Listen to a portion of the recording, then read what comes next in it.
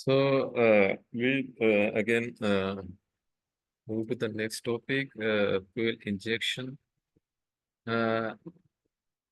The combustion, as we know that in case of petrol engine, what we do is we mix air and fuel in the carburetor. Here, what is happening is here in combustion chamber of gas turbine, they basically use kerosene-based fuel. Okay. Kerosene you might have seen in earlier days, people were using with the kerosene. ज्याला आपण काही ठिकाणी रॉकेल पण म्हटलं जातं. Okay. So this kerosene and petrol, they have different properties. Maybe the calorific value is very near. Petrol gives very easily the what is called as vapors. Okay. But if you see the kerosene, it is not giving that much vapor and it is stable. Its performance is stable. Okay. What happens to the petrol? It gives very large amount of vapor at the ground. But as we go up, where the suddenly the rate of we can say converting to the vapors reduces. Okay. So it is not suitable fuel for aircrafts. Which one?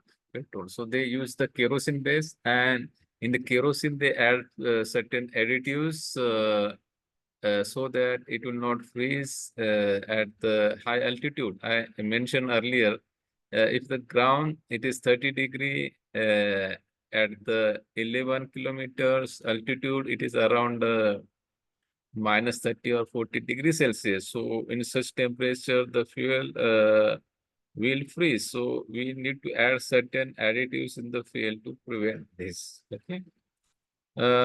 So now we'll see what happens in the fuel injector.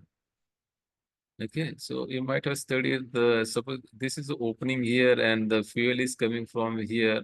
There is surrounding some pressure is there. Okay. So the flow through any passage as per fluid mechanics is it is proportional to what? Pressure difference. Okay. It is proportional to what?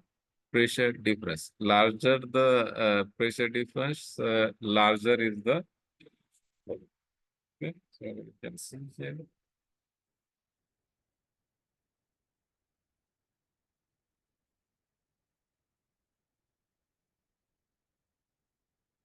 Okay. So we see the flow is proportional to the square root of pressure difference across it. Okay. If you see uh, in a, we can say clear language, so it is the square root of pressure difference across the opening. Okay. So larger the pressure here, larger will be the flow rate. Okay. But what we are injecting here in the fuel injector is a liquid fuel. As I mentioned, ATF, aircraft turbine fuel, which is a kerosene base. Why kerosene? Because kerosene is vapor pressure is less, and this vapor pressure is not changing. Like in the ground, petrol is having very high vapor pressure. तुम्हाला माहिती आहे का what is vapour pressure? Vapour pressure म्हणजे it will give the vapour आणि त्याचा जर pressure मोजला, जर जास्त वेपर देत असेल तर काय होणार, त्याचा वेपर प्रेशर जास्त असणार. And if it is giving the less vapour means its vapour pressure will be less. Petrol हा फार ग्राउंडला फार जास्त वेपर प्रेशर असतं, but when we reach to the altitude 10 kilometre त्याचं वेपर प्रेशर सडनली ड्रॉप होतं, फार व्हेरी होतं. पण जर केरोसिन आहे, it is not changing much. त्याच्यामुळे it is easy to design the combustion chamber, and it is very volatile petrol, and it can pose the problem of the safety also. Okay, so we use kerosene and we add certain additives that becomes the ATF, aircraft turbine fuel. So I was talking about the fuel injector. Here, larger the pressure difference, the flow is proportional to the square root of pressure difference. Okay, so it is proportional to the square root of pressure difference. Okay. So we inject as a liquid fuel, and when we inject through this injector, and it is allowed to pass through some spiral, you can say, passage. Because of this, when it comes out, it forms the droplets, okay, small tiny droplets. And where to see, we have certain requirement that this droplets need to be around 0.1 mm diameter, okay. If the droplet size is bigger, what will happen? It will take time to evaporate and mix. And if the droplet size is very tiny, it will not penetrate properly to the, we can say, combustion chamber. So we have to we have to consider optimum size of this, uh, we can say, fuel droplet diameter. I have to be very clear here. This diameter is directly proportional to the supply pressure. It is inversely proportional, we can say, because larger the pressure, smaller is diameter, smaller the pressure, larger is diameter. So it is inversely proportional. You can say the diameter size of droplet. What we need is, we need optimum size, because larger size will take more time to evaporate and mix with the air. And if the smaller size, it will not properly penetrate in the combustion chamber. So optimum size is around 0.1 mm for this droplet, liquid fuel droplet.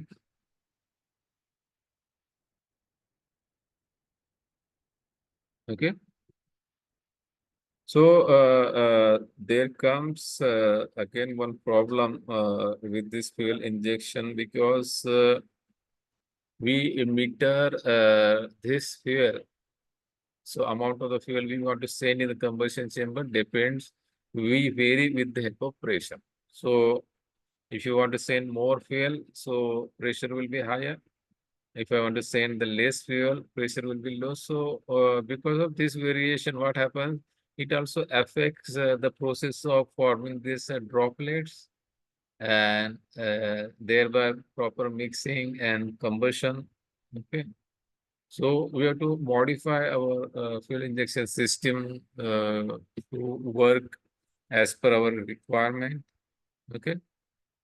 Now we'll come to the point of starting, how we start and ignite the fuel, and how we reignite also. Okay. So here I will clearly mention you here that the spark plug which is used in the IC engine and spark plug used in the gas turbine are different. Okay. Because if you use our normal this spark plug from IC engine, yes, it will work at the ground. But when we go at the higher elevation, the spark plug energy, the spark energy is not enough, because the density increases, density reduces, temperature reduces. So that spark plug spark is not enough. So we have to use a special type of the spark plugs, and that spark plug are called as a spark igniters. Okay. So how we start combustion? So first we have to create the flow rate, and flow rate of the air from the compressor, that will be falling in the range where we can say flow stability zone. Then we can give the spark with the spark igniter. If you see, if there are, can say, five gas and combustion chambers. Okay. Then these combustion chambers, tubular combustion chambers, are connected with the help of connected to each other with some flame tube. Okay.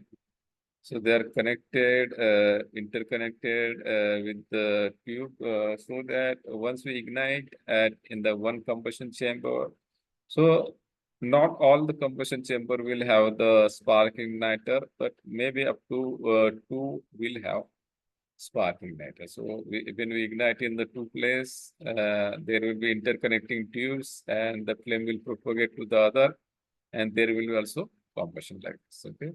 So we provide general 2 spark igniter, and unlike petrol engine where for each power store there will be spark, but here only at the start we have to ignite. Okay. For safety, we keep not one, but we keep the 2 spark igniters. Okay, our purpose is to provide the self-sustaining flame. Okay, after turning on the flame, we have to switch off this igniter. We generally switch on this igniter when there is any rain. Because of rain, there are chances of extinguish of the fire flame. In that case, we turn on the this spark igniters. Okay. So we have to take care that there should be suspension of we should able to reignite the flame. Also, if there is any ingestion of water, we should able to maintain the flame. So these are our stringent requirement for combustion chamber. Now we will just see how the spark plug looks like, the spark igniter. So we can see here, it is just like a spark plug here. There is this electrode, then there is ceramic, there earthen electrode. Okay. So 2 electrodes are separated by the gap, and then there is a semiconductor. So we'll see how much power, how much energy the spark is having in case of normal spark plug. In case of normal spark plug, the energy per spark is 0.1 joule. But we see this spark igniter for combustion chamber, they have sufficiently higher. Okay, it's we can say 30 times bigger energy. They give each spark about 3 joule. Okay. So generally they use a surface discharge igniter. As I mentioned, our normal spark plug, which is giving the spark with the energy of 0.1 joule, is sufficient to ignite at the high altitude.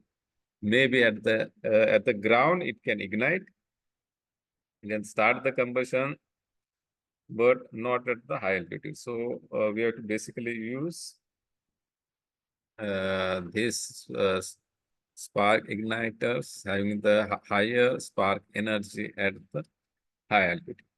Okay, so Hello, sir. Yes, yes, please. So we are running out of time. Okay, we will stop now. Thank you. So how much part left? Just it is maybe 5-10 minutes. Okay. So, Okay. shall I stop now? So we will. I will share the PPT with them. Okay, no problem. Thank you, sir. Okay, thank you for all. Thank you for listening to me. Okay, thank you.